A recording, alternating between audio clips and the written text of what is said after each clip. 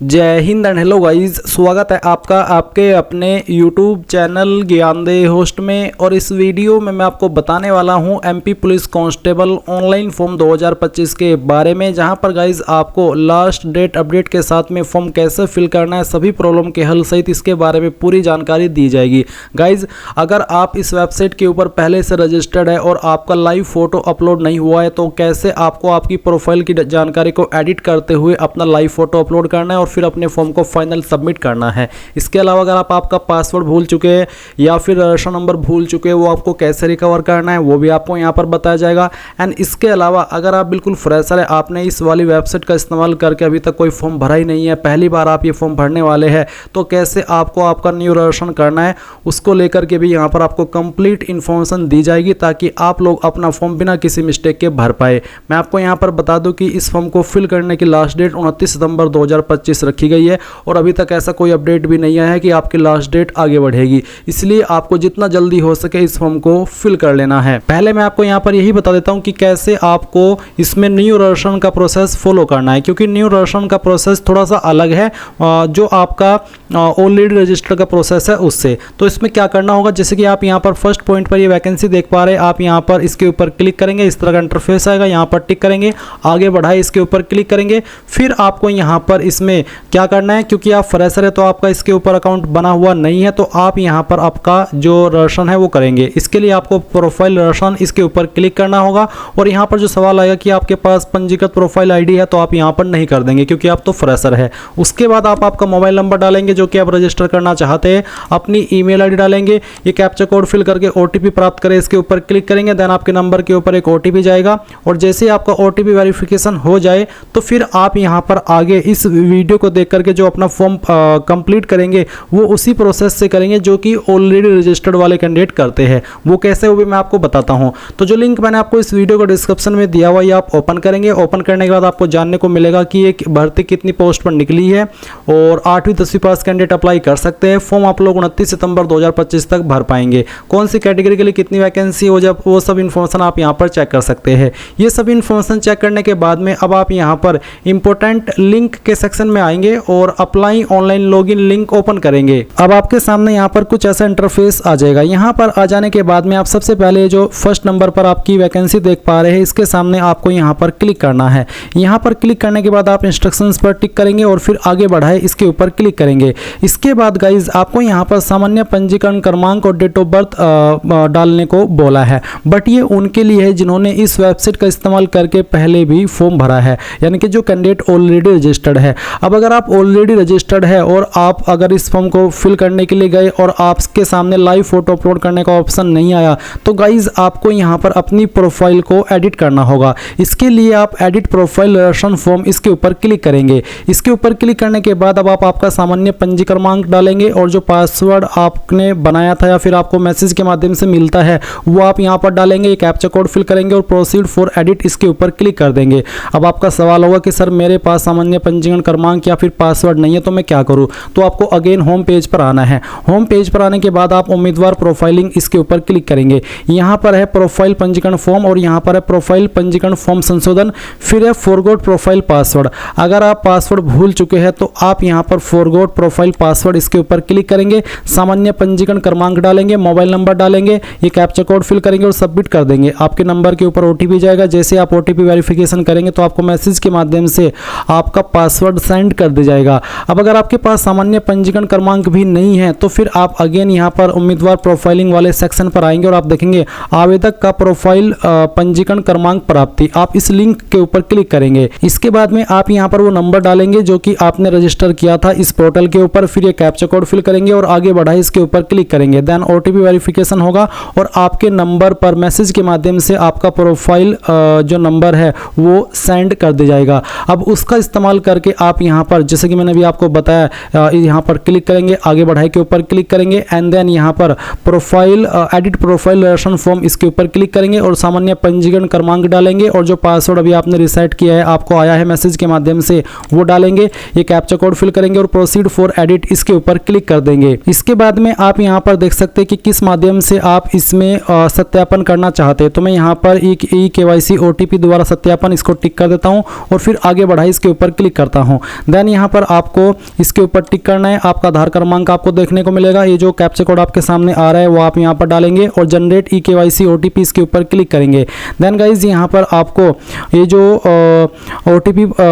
प्राप्त OTP प्रविष्ट करे, इस सेक्शन के अंदर जो OTP अभी आपको मिला है वो OTP आप डालेंगे, यहाँ पर टिक करेंगे और गेट डिटेल्स इसके ऊपर क्लिक करेंगे। इसके बाद में आपके सामने यहाँ पर व्यक्तिगत विवरण आ जाएगा, जिसमें कि गाइज आपने जो इन्फॉर्मेशन भरी होगी जब इस पर OTR किया था या फिर आपका प्रोफाइल दर्शन किया था, तो आपको यहाँ पर ये जानकारी देखने को मिल जाएगी। अगर आपको इनमें से कोई जानकारी एडिट करनी है तो आप इसको एडिट भी कर सकते हैं। और अगर आप यहाँ पर फर्स्ट टाइम इस वेबसाइट पर अपना दर्शन कर रहे हैं तो भी आपके सामने यही वाला इंटरफेस आएगा, जहाँ पर आपको आवेदक का नाम लिखना है। ये नाम आप आपका 10th के सर्टिफिकेट के अकॉर्डिंग और जो आपका आधार कार्ड है उसके अकॉर्डिंग फिल करिएगा। उसके बाद में आप यहाँ पर देखेंगे आवेदक का उपनाम, तो आपको यहाँ पर अगर आपका उपनाम न हो तो आपको NA लिखना होगा। उसके बाद आप यहाँ पर पति या पिता का नाम लिखेंगे और फिर यहाँ पर गाइज आपको माता का नाम लिखना है। उसके बाद में यहाँ पर जन्म तिथि आपको देनी होगी, जन्म तिथि आपको 10th के सर्टिफिकेट के अनुसार यहाँ पर सिलेक्ट करनी है। फिर पूछे क्या आप मध्य प्रदेश के मूल निवासी है, अगर आप मूल निवासी है तो आप हाँ करेंगे, अगर आप मूल निवासी नहीं है तो आप नहीं करेंगे। उसके बाद आपका जो भी जेंडर है वो आप सिलेक्ट कर लेंगे। फिर आएगी आपकी कास्ट कैटेगरी, तो जो भी आपकी कास्ट कैटेगरी है जैसे कि जनरल, SC ST या फिर OBC जो भी है वो आप यहाँ पर टिक कर देना। अगर आपकी कैटेगरी SC है तो भी आप इसको इस तरह से टिक कर सकते हैं, अगर आप जनरल है तो आप जनरल सेलेक्ट कर लेंगे।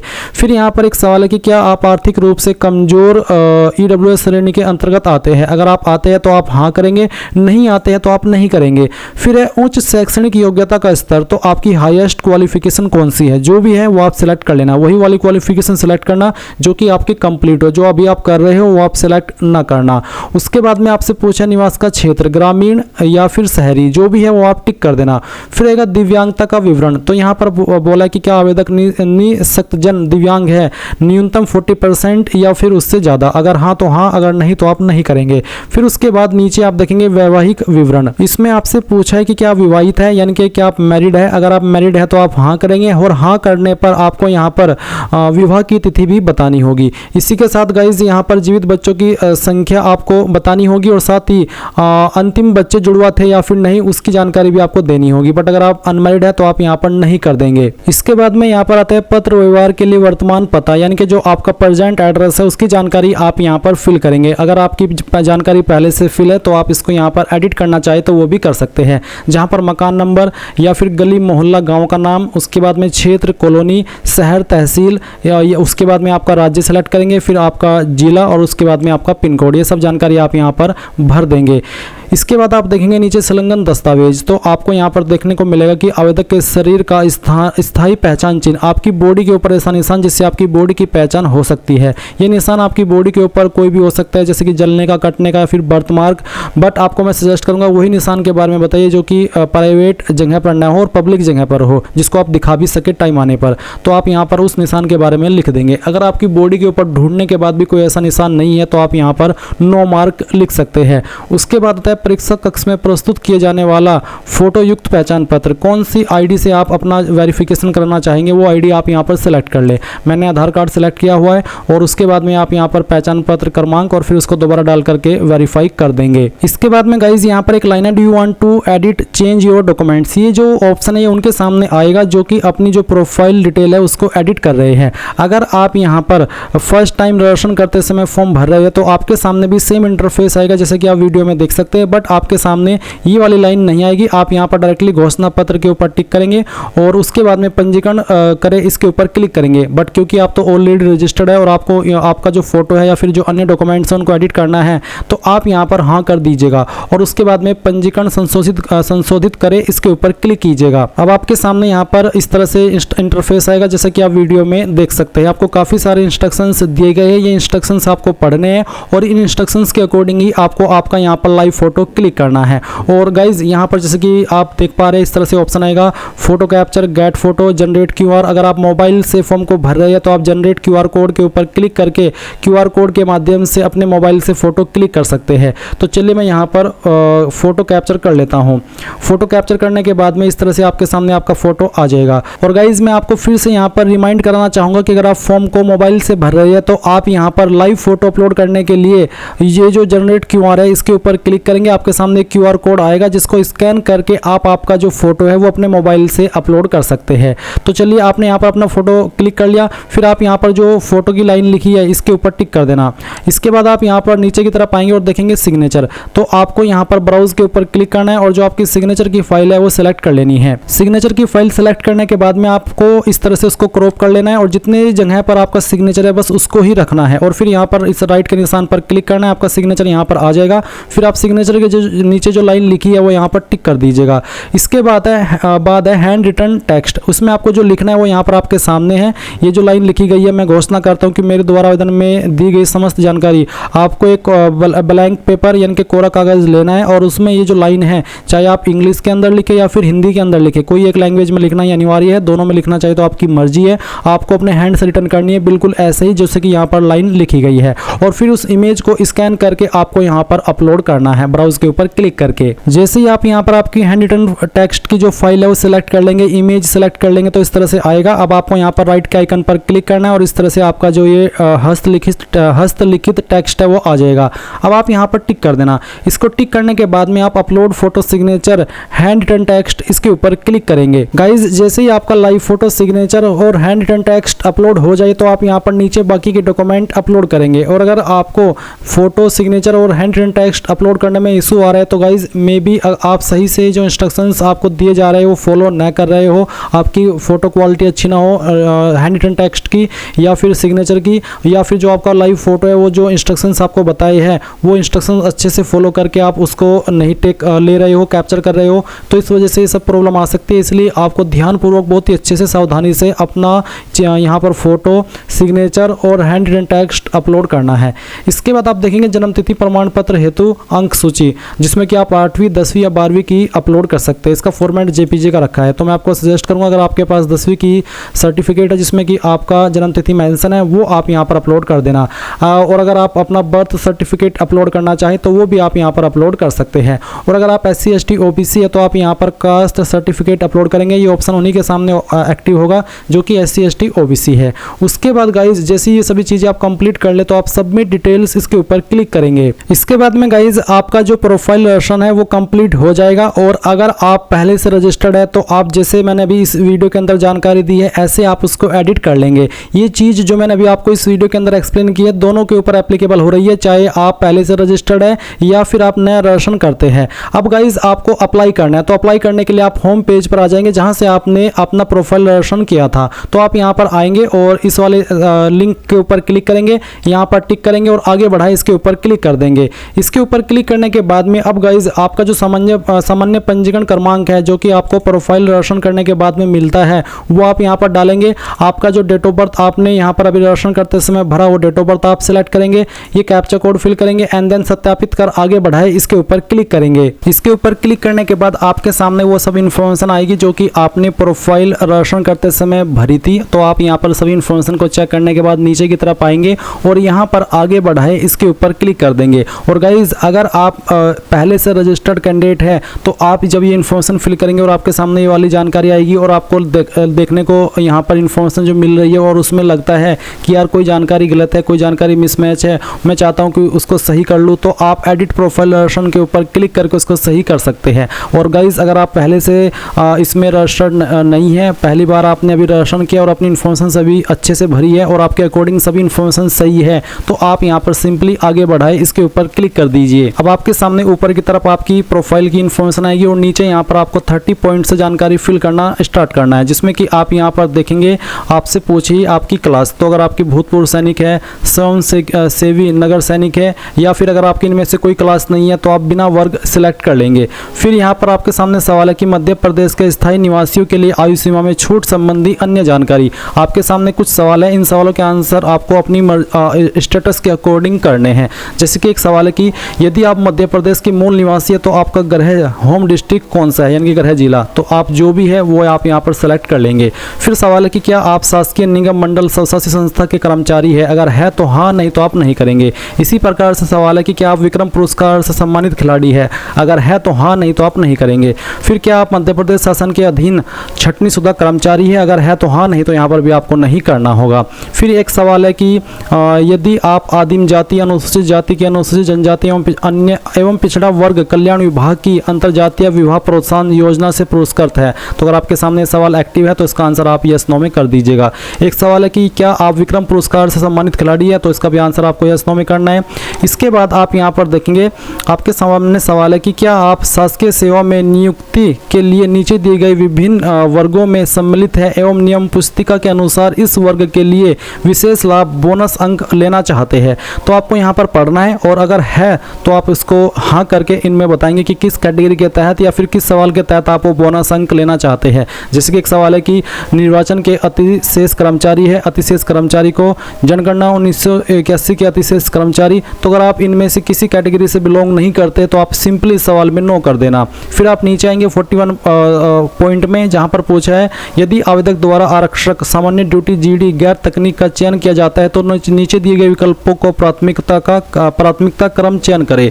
यानी कि अगर आपका सिलेक्शन हो जाता है तो आप किसको प्रेफरेंस पहले नंबर पर देना चाहते हैं और किसको सेकंड नंबर पर। तो इसमें आरक्षक विशेष सशस्त्र बल केवल पुरुष उम्मीदवार हेतु, सेकंड है आरक्षक सामान्य ड्यूटी विशेष सशस्त्र बल को छोड़कर। तो जिसको आपको जो प्रेफरेंस देनी है वो आप यहाँ पर इस तरह से टिक कर दीजिएगा अपनी चॉइस के अकॉर्डिंग।